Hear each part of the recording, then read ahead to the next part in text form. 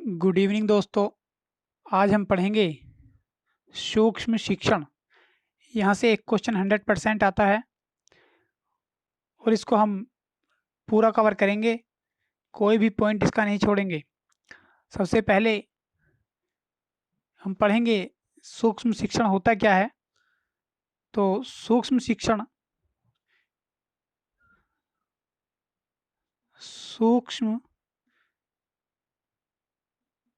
शिक्षण एक अभ्यास कराने की तकनीक है। एक अभ्यास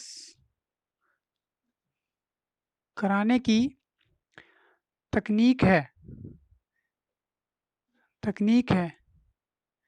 इसके अंदर एक छात्र अध्यापक को अभ्यास कराया जाता है कि उसको कैसे पढ़ाना है। और ये जो है शिक्षण संस्थानों में प्रयोग किया जाता है, यानी उनकी शिक्षण जो छात्र अध्यापक हैं उनकी प्रैक्टिस कराई जाती है कि उनको किस तरह से कक्षा में जाकर पढ़ाना है। यह शिक्षण संस्थानों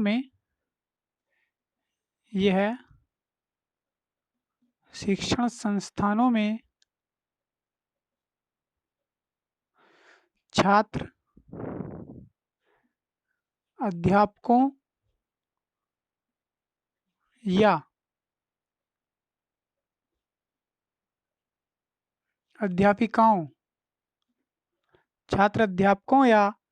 अध्यापिकाओं के शिक्षण कौशल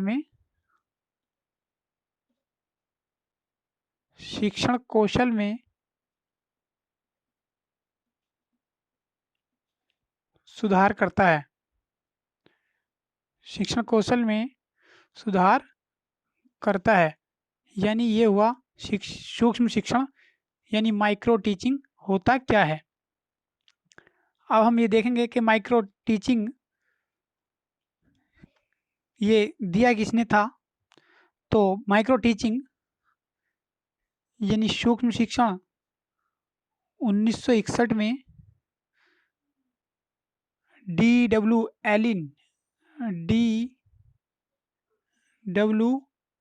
एलन या एलन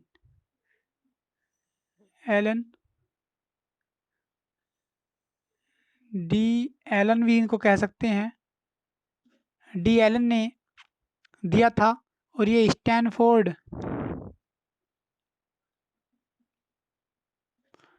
यूनिवर्सिटी यानी स्टैनफोर्ड विश्वविद्यालय कहाँ का, यूएसए अमेरिका का, यहाँ पर दिया गया और 1961 में ये दिया गया। और जो इसका नामकरण हुआ बाद में, जो फेमस हुआ, ये 1963 में जाकर हुआ।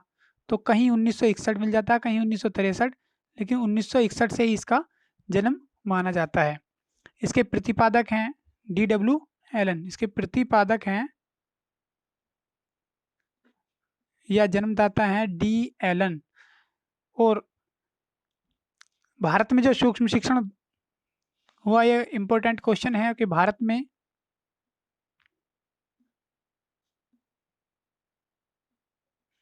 में सूक्ष्म शिक्षण, तो इसमें डी तिवारी का नाम आ जाता है, लेकिन जो रियल में दिया था सबसे पहले वो वी के पासी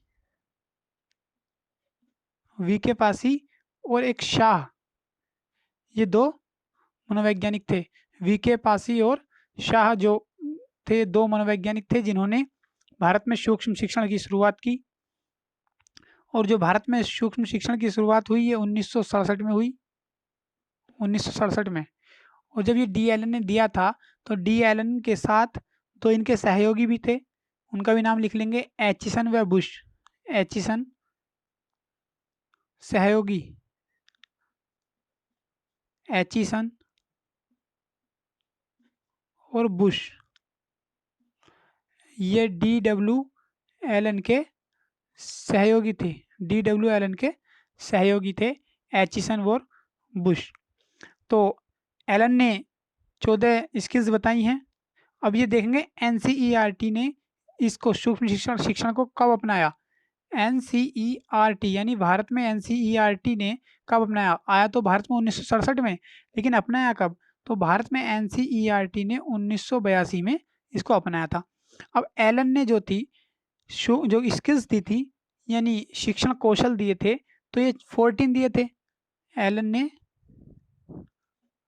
14 शिक्षण कौशल बताए थे कि एक अध्यापक में 14 यानी 14 शिक्षण कौशल होने चाहिए।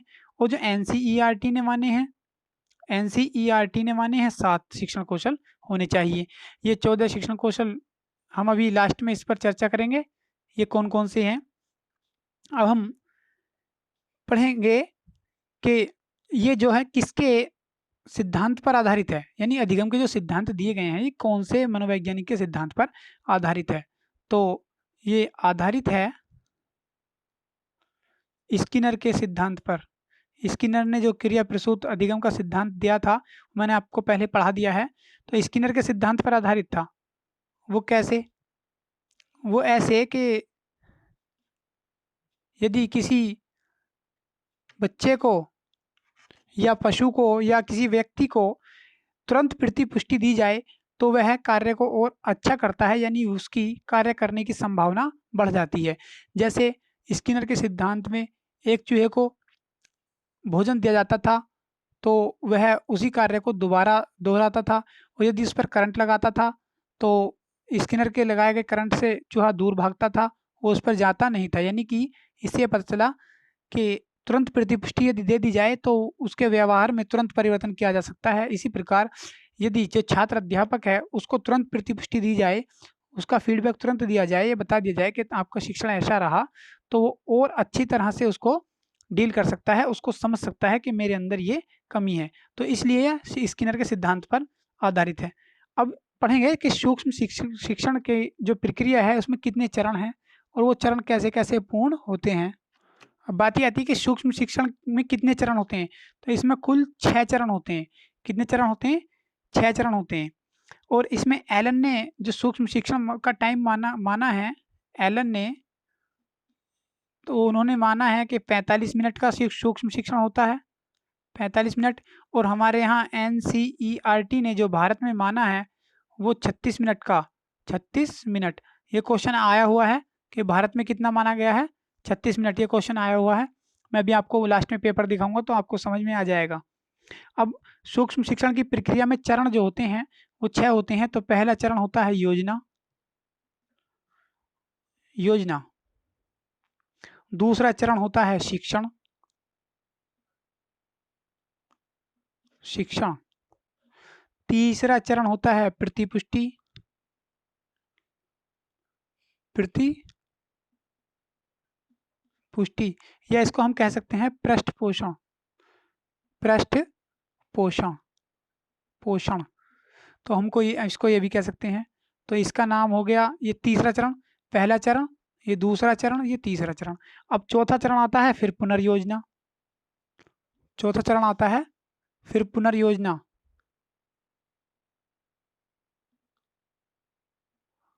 पुनर्योजना। पांचवा चरण आता है पुनः शिक्षण। पुनः शिक्षण।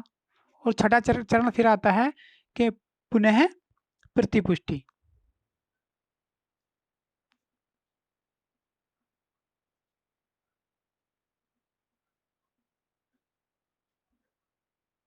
पुनः प्रतिपुष्टि। अब समझेंगे कैसे। यानी पहले हम योजना बनाएंगे, योजना के बाद शिक्षण करेंगे, शिक्षण के बाद हमें फीडबैक मिलेगा यानी प्रतिपुष्टि मिलेगी, पृष्ठ पोषण मिलेगा। और इसके बाद यदि इसमें कोई कमी है तो फिर दोबारा हमें योजना बनाने के लिए यानी पुनर्योजना के लिए टाइम मिलेगा। पुनर्योजना के बाद फिर हम पुनः शिक्षण करेंगे, और पुनः शिक्षण करने के बाद हमें फिर पुनः प्रतिपुष्टि मिलेगी। और जब तक ये संतुष्टि तक नहीं पहुंच जाता तब तक ये चक्र चलता रहता है। और इसी चक्र को हम कह सकते हैं सूक्ष्म शिक्षण या माइक्रो टीचिंग। सूक्ष्म शिक्षण। तो ये पूरा चक्र है सूक्ष्म शिक्षण का। अब इसमें हमें इसको योजना को हम कह सकते हैं इंग्लिश में प्लानिंग, ये इंग्लिश में भी ध्यान रखना है। और शिक्षण को हम कह सकते हैं टीचिंग, और प्रतिपुष्टि को हम कह सकते हैं फीडबैक। इस तरह से फिर जब पुनः योजना बनाएंगे तो रीप्लानिंग, रीप्लानिंग, इसके बाद फिर पुनः शिक्षण होगा तो रीटीचिंग। यानी इंग्लिश में हम इसलिए लिख रहे हैं कि हो सकता है कि हिंदी में नाम चेंज करके आ जाता है, तो इंग्लिश में देखकर हम पहचान सकते हैं। री फीडबैक। अब आप समझ सकते हैं कि ये किस तरह से चक्र पूरा हुआ है। अब इसी में से हम क्वेश्चन निकालते हैं। अब हमारा क्वेश्चन था कि एलन ने तो 45 मिनट, एलन ने 45 मिनट का सूक्ष्म शिक्षण बताया और एनसीईआरटी ने 36 मिनट, यानी भारत में 36 मिनट का है, यानी भारत में 36 मिनट का है। तो भारत में 36 मिनट का कैसे हुआ? हमने किसी पाठ को पढ़ाने के लिए एक योजना बनाई, तो उसका टाइम हम नहीं गिनेंगे, ये तो योजना हम घर से बना कर ले जाएंगे। तो शिक्षण जो करेंगे हम 6 मिनट करेंगे। कितना? 6 मिनट, 6 मिनट करेंगे शिक्षण। उसके बाद प्रतिपुष्टि हमें 6 मिनट में मिलेगी, यानी जो भी हमारी जो टीचिंग को देख रहे हैं वो हमें प्रतिपुष्टि देंगे, आपने कैसा पढ़ाया, तो ये 6 मिनट में वो हमारा फीडबैक देंगे। 6 मिनट यानी 6 मिनट में हमने पढ़ाया और 6 मिनट वो हमारा फीडबैक देंगे।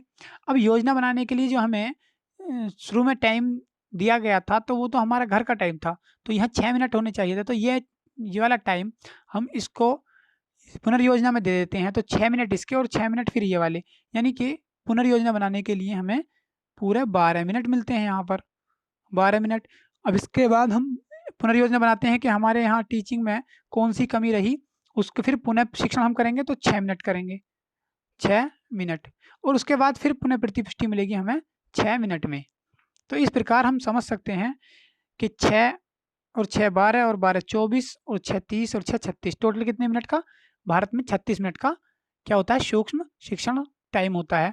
वो हमने देख लिया। पहले योजना बनाएंगे, फिर शिक्षण, फिर प्रतिपुष्टि, फिर पुनः योजना, फिर पुनः शिक्षण, फिर पुनः प्रतिपुष्टि। तो अब इसमें जो है ये इसी तरह से जो एरो लगा कर दे देता है और क्वेश्चन पूछ लेता है कि कौन सा कथन, मतलब दिया हुआ नीचे कौन सा कथन सही है और कौन सा सीरीज मतलब गलत है। तो योजना, शिक्षण, परियोजना, या शिक्षण, प्रतिपुष्टि, पुनः शिक्षण, इस तरह से मतलब लगातार होने चाहिए और एक क्रम से होने चाहिए।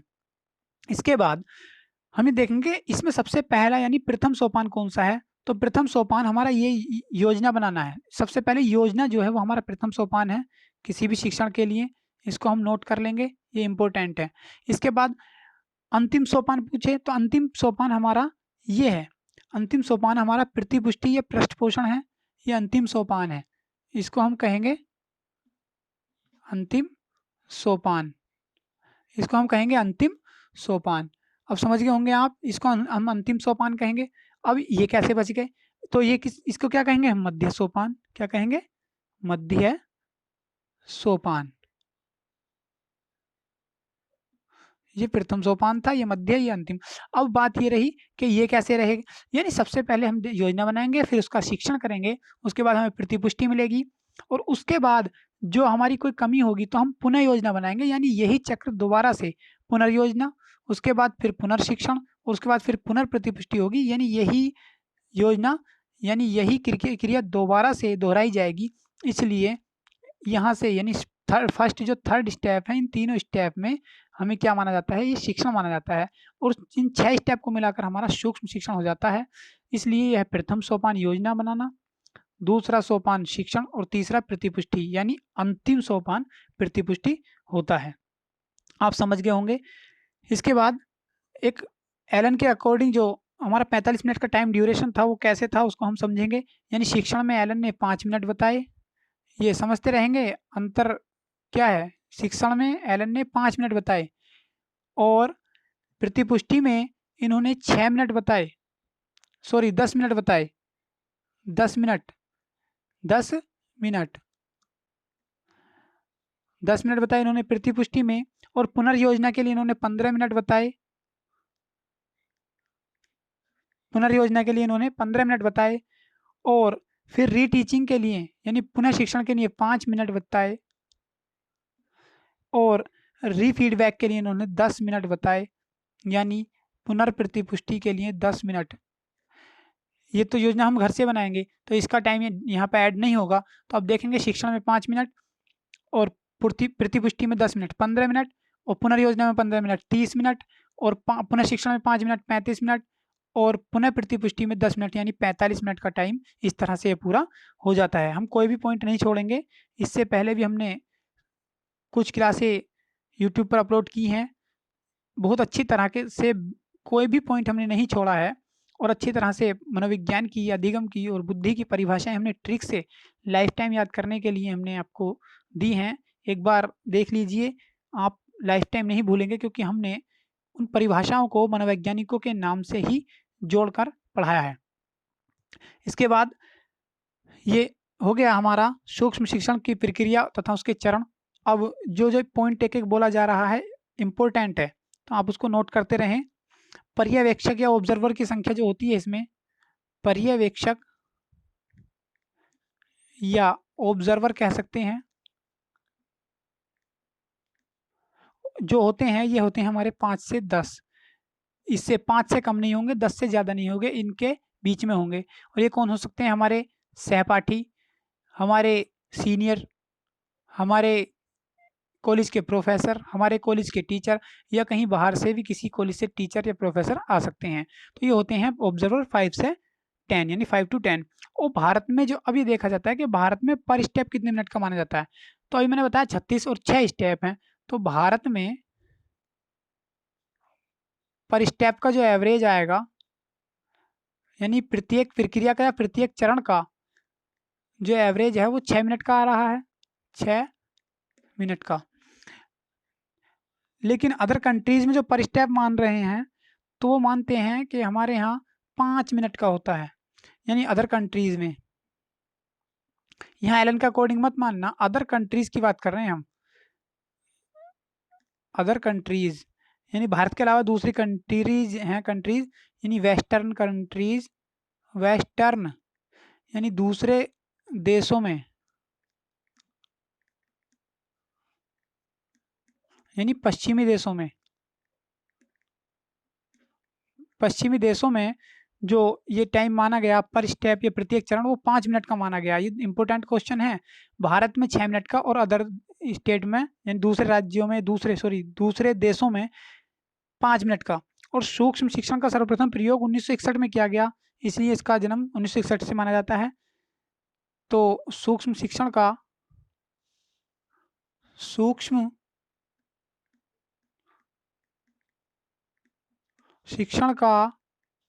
सर्वप्रथम प्रयोग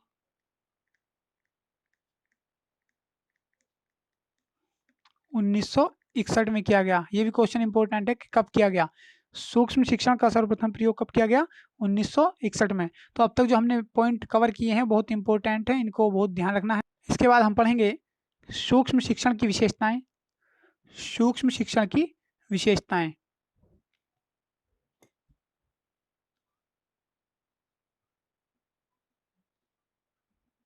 सूक्ष्म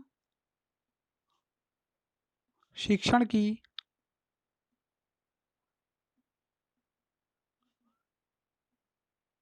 विशेषताएं। तो सूक्ष्म शिक्षण की विशेषताओं में हम सबसे पहले कवर करेंगे, ये देखा जाएगा कि इसमें एक बार में सिर्फ एक कौशल का विकास होता है। एक बार में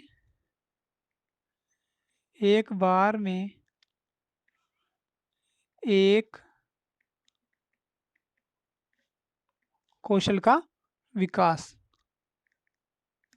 और दूसरी विशेषता हम लेंगे कि यह जो है शिक्षण बहुत कम समय के लिए होता है, लघुकालीन शिक्षण प्रक्रिया है। यह है लघुकालीन यानी बहुत कम समय में, लघुकालीन, या इसको कह सकते हैं इंग्लिश में हम स्केल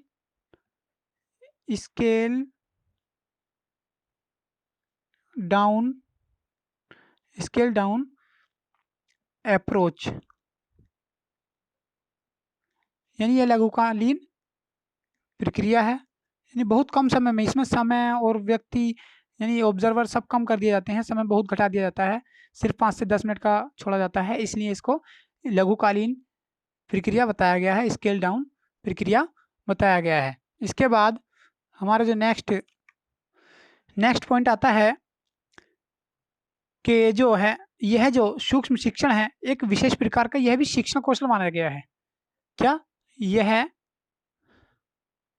कौन सूक्ष्म शिक्षण यानी माइक्रो टीचिंग एक प्रकार का यह एक प्रकार का क्या है, यह एक प्रकार का शिक्षण कौशल है।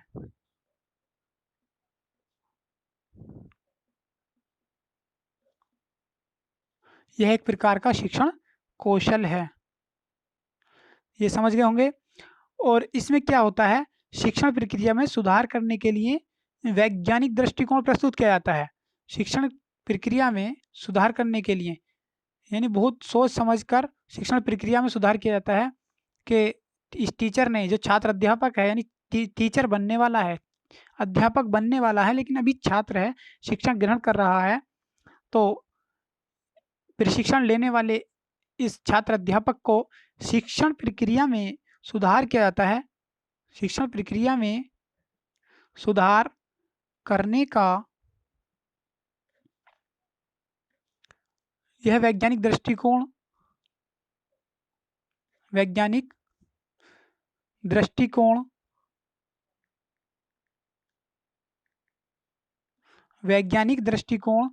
करता है। वैज्ञानिक दृष्टिकोण प्रस्तुत करता है। और पाठ्य योजना का आकार इसमें छोटा किया जाता है। इसमें पाठ्य योजना का आकार छोटा यानी कि जो पढ़ाने का समय बहुत कम कर दिया जाता है, पाठ्य योजना का आकार छोटा। ऐसी पाठ्य योजना बनाई जाती है कि वह बहुत कम समय में यानी 5 से 7 मिनट में ही समाप्त हो जाए। आकार छोटा किया जाता है। पाठ्य योजना का आकार छोटा किया जाता है और इसमें एक ये इसकी विशेषता है कि इसमें तुरंत प्रतिपुष्टि मिलती है। तुरंत प्रतिपुष्टि यानी हमने जैसा भी कार्य किया है, जैसा भी टीचिंग की है, यानी इसमें तुरंत फीडबैक मिलता है। प्रतिपुष्टि को कहते हैं feedback.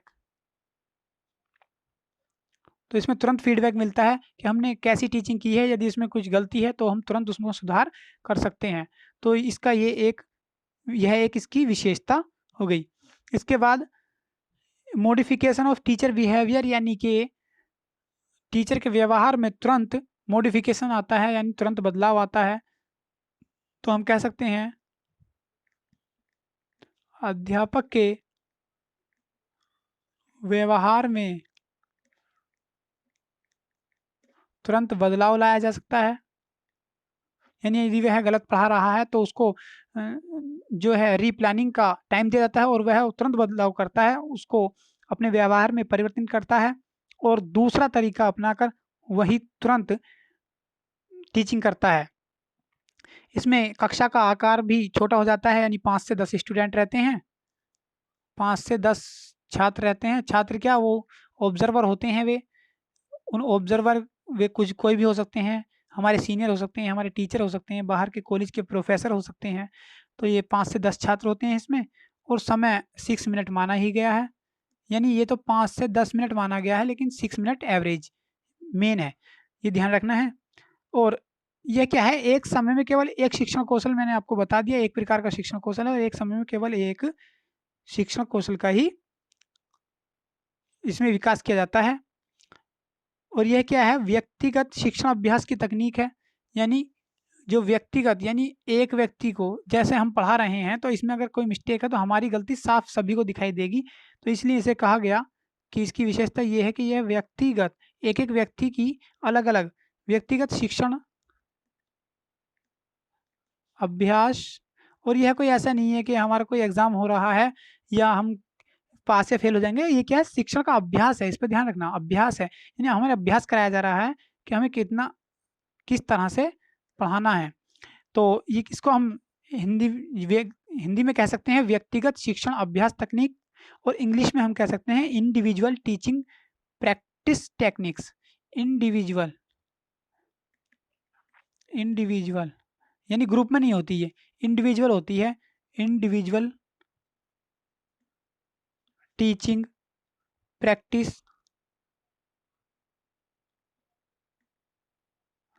Practice techniques.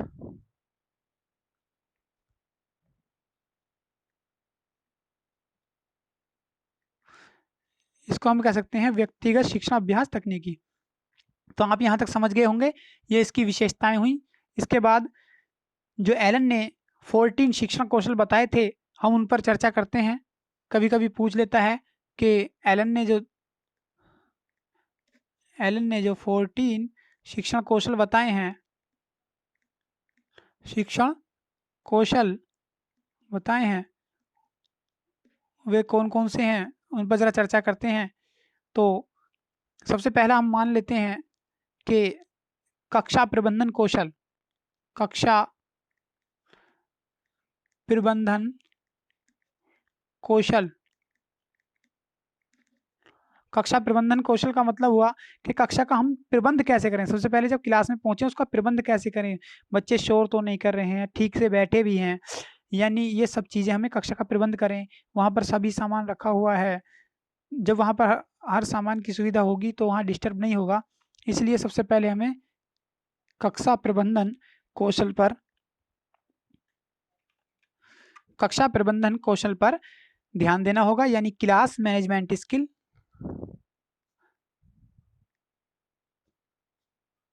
Class management skill सबसे पहला ये शिक्षण कौशल है। यानी प्रत्येक टीचर में, एलन ने बताया कि एलन मनोवैज्ञानिक थे जिन्होंने सबसे पहले सूक्ष्म शिक्षण की शुरुआत की अमेरिका में। इन्होंने 14 शिक्षण कौशल बताए कि प्रत्येक टीचर में 14 शिक्षण कौशल होने चाहिए, और एनसीईआरटी ने हमारे 7 बताए कि प्रत्येक टीचर में 7 शिक्षण कौशल होने अनिवार्य हैं। तो अब ये हम एलन के पढ़ते हैं कि एलन ने कौन कौन से बताए हैं।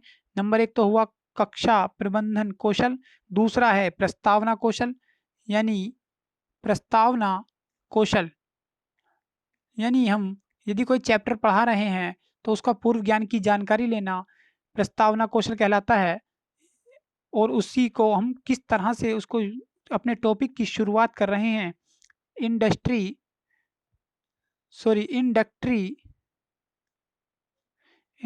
को स्किल,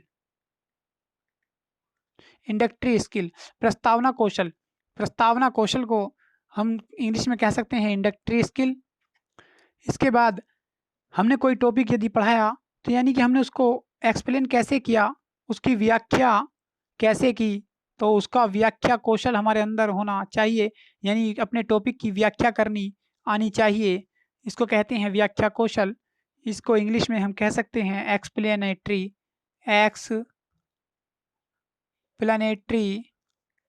स्किल। व्याख्या कौशल यानी हमने अपनी टॉपिक की अच्छी तरह से व्याख्या करनी आनी चाहिए। इसके बाद हम 4th नंबर ले सकते हैं कि हमें जो संप्रेषण हमारा अच्छा होना चाहिए, यानी एक तरीका होना चाहिए बोलने का, संप्रेषण कौशल। इसको इंग्लिश में हम कह सकते हैं कम्युनिकेशन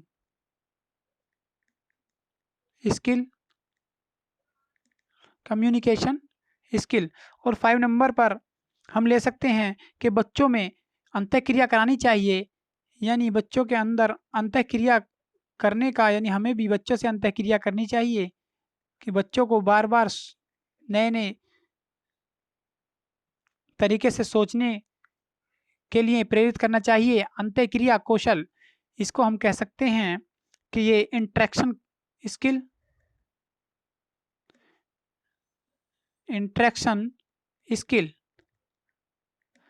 इसके बाद 6 नंबर पर हम ले सकते हैं कि शिक्षण सहायक सामग्री का हमें उपयोग करना चाहिए। शिक्षण सहायक सामग्री यानी प्रत्येक टीचर को शिक्षण सहायक सामग्री का उपयोग करना आना चाहिए, यानी टीचिंग जो स्किल्स ऑफ टीचिंग है वो, यानी जिसको कहते हैं हम TLM टीचर लर्निंग मटेरियल, इसका हमें उपयोग करना आना चाहिए प्रत्येक टीचर को। और नंबर 7 पर हम क्या कर सकते हैं कि हमें ऐसे क्वेश्चन बच्चों के सामने प्रस्तुत करने चाहिए कि बच्चे तरह तरह से उस पर सोचें कि बच्चों नई दिल्ली में क्या क्या चीज़ है जो फेमस है। उसके बाद आप ऐसा बताओ कि आम की कितनी प्रजातियां हो सकती हैं, आपने कौन कौन सी प्रजाति आम की खाई है, किस प्रजाति का फल आपने खाया है। तो ये इस तरह से बच्चे नए नए खोजपूर्ण प्रश्न हमें प्रस्तुत करने चाहिए, जिससे बच्चे खोज करने के लिए अपनी डाइवर्जेंट थिंकिंग रखें और सृजनात्मकता उनके अंदर विकसित हो सके। तो खोजपूर्ण प्रश्न, इसको इंग्लिश में हम कह सकते हैं स्किल ऑफ सॉल्विंग प्रॉब्लम। और इसके बाद 8 नंबर पर हमें क्या, उद्दीपन विभिन्नता कौशल हमें आना चाहिए। यानी कभी हमें हंसी की बात यदि हम कर रहे हैं तो ये नहीं है कि हम हंसने की बात पूरे पीरियड में करते रहें। उद्दीपन हमें परिवर्तन करना चाहिए। उद्दीपक यानी परिवर्तित करना आना चाहिए। परिवर्तन कौशल, हमारे अंदर उद्दीपन परिवर्तन का कौशल होना चाहिए। Stimulus variation skill, stimulus variation skill, तो ये हमारे अंदर होना चाहिए। और 9 नंबर पर हम ले सकते हैं कि हम जब पढ़ा रहे हैं तो पढ़ाने के बाद हमें ये पता चलना चाहिए कि बच्चों ने कितना आज सीखा है। तो हमें बच्चों का मूल्यांकन भी करना चाहिए। मूल्यांकन, बच्चों का मूल्यांकन करना चाहिए। इसको हम इंग्लिश में कह सकते हैं इवैल्यूएशन। इवैल्यूएशन या इवैल्यूएटिव स्किल कह सकते हैं, यानी मूल्यांकन कौशल। और नंबर 10 पर हम ले सकते हैं यानी खुले आकार के प्रश्न, खुले या मुक्त। 10 नंबर पर है, नंबर 10 है हमारा खुले मुक्त प्रश्न का कौशल। खुले या मुक्त प्रश्न का कौशल, तो इस तरह से हम क्वेश्चन बच्चों को दे सकते हैं। इसका एग्जाम्पल समझेंगे कि बच्चों तुम दिल्ली गए थे कभी। बच्चे यदि कहते हैं कि हाँ गए थे तो उनसे पूछो वहाँ पर क्या क्या देखा। बच्चों आप सर्कस गए थे, आपने कभी सर्कस देखा है, बताइए सर्कस में क्या क्या देखा। या बच्चों कभी आपने हाथी देखा है, बताइए हाथी कैसा होता है। तो बच्चे खुले या मुक्त प्रश्न का कौशल यानी इस तरह से बताएंगे, तो उसमें बच्चों की सृजनात्मकता का विकास होगा। इसके बाद नंबर 11 हम ले सकते हैं। नंबर 11 हम ले सकते हैं skill of silent cues. Skill of silent cues यानी कि संकेत वाला कौशल। संकेत कौशल होना चाहिए। जैसे बच्चे पढ़ रहे हैं, एक बच्चा डिस्टर्ब कर रहा है, तो आपने आंखों से उसकी तरफ देखा और वह बच्चा डर गया और वह शांत बैठकर अपनी शिक्षण प्रक्रिया में लग गया। तो इसको कहते हैं स्किल ऑफ साइलेंट क्यूज। और 12 नंबर पर स्किल ऑफ हायर ऑर्डर यानी कि स्किल ऑफ हायर ऑर्डर,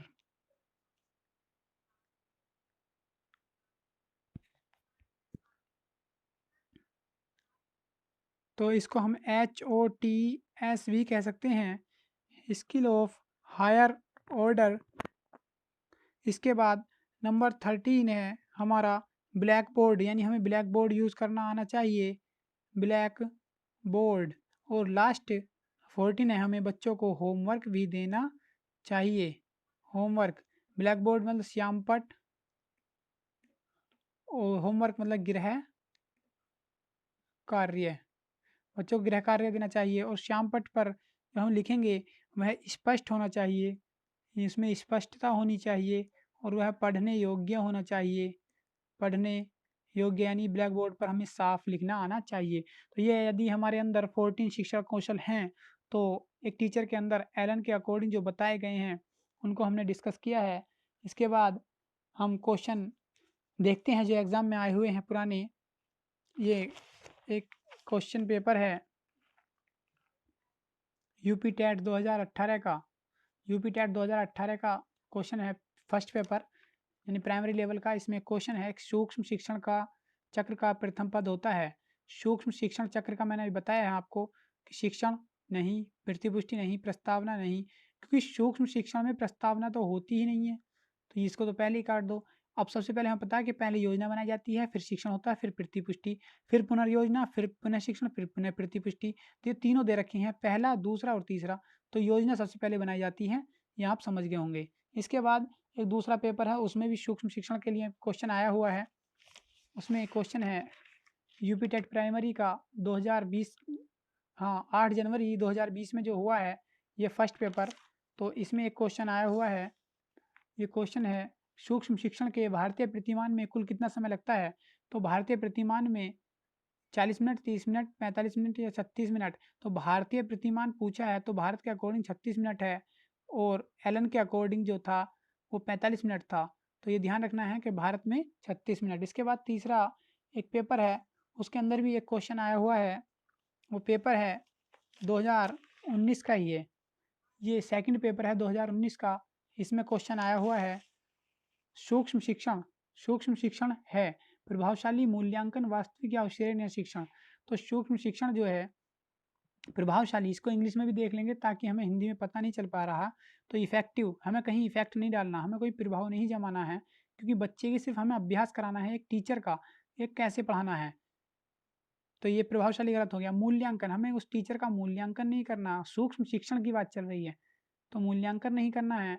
और वास्तविक शिक्षण, ये वास्तविक नहीं है, हम कोई बच्चों को थोड़े ही ना पढ़ा रहे हैं, यहाँ पर सूक्ष्म शिक्षण कर रहे हैं, यानी कि बच्चों को नहीं पढ़ा रहे, हमें अपनी शिक्षण कौशल को मजबूत करना है। और लास्ट में बचा अवसरणीय शिक्षण, और यहाँ पे हमने आज तक ये नहीं सुना तो इधर देख सकते हैं scaled down teaching, scaled down teaching, यानी इसको हिंदी में अवसरणीय शिक्षण कहा गया है, स्केल डाउन टीचिंग को। तो हम इस तरह से समझ सकते हैं कि हमने इस क्वेश्चन को कहाँ पर, मतलब किस तरह से क्वेश्चन आते हैं हमारे एग्जाम में। ये हमने अभी पढ़ा था कि अवसरण शिक्षण यानी कि स्केल डाउन टीचिंग को हम कह सकते हैं, यानी टाइम को स्केल डाउन मतलब टाइम को, स्केल को कम कर देना, टाइम को, और जो पढ़ने वाले छात्र हैं उनको कम कर देना, जब संख्या को घटा देना, यानी उसकी श्रेणी को कम कर देना, इसको कहते हैं अवसरण शिक्षण। इसको हमने अभी पढ़ा था लघुकालीन शिक्षण। तो आप समझ गए होंगे समय को कम करना। तो इस तरह से बार बार क्वेश्चन एग्जाम में पूछे जाते हैं और हम इसी तरह से आपके लिए अच्छी अच्छी वीडियो लाते रहेंगे जहाँ से क्वेश्चन बार बार उठते हैं। और हमने यहाँ पर बिल्कुल topic point two point clear किया है, कवर किया है। इसको आप हमारे चैनल को लाइक करें, शेयर करें, सब्सक्राइब करें। और हमारी यदि कोई इसमें मिस्टेक्स चल रही हैं, यानी स्पीड की या राइटिंग की, तो आप अपने इंस्ट्रक्शंस हमें दे सकते हैं, कमेंट करके हमें बताएं, हम इनमें सुधार करेंगे। और आप भी टीचर हैं, हमें आपके पास यदि पढ़ाने का कोई नया तरीका है और आपसे आपके पास कोई यदि ट्रिक है तो हमें कमेंट करके हमें दे दें, हमारे पास भेज दें, हम उसको अपने कंटेंट में शामिल करेंगे। Thank you.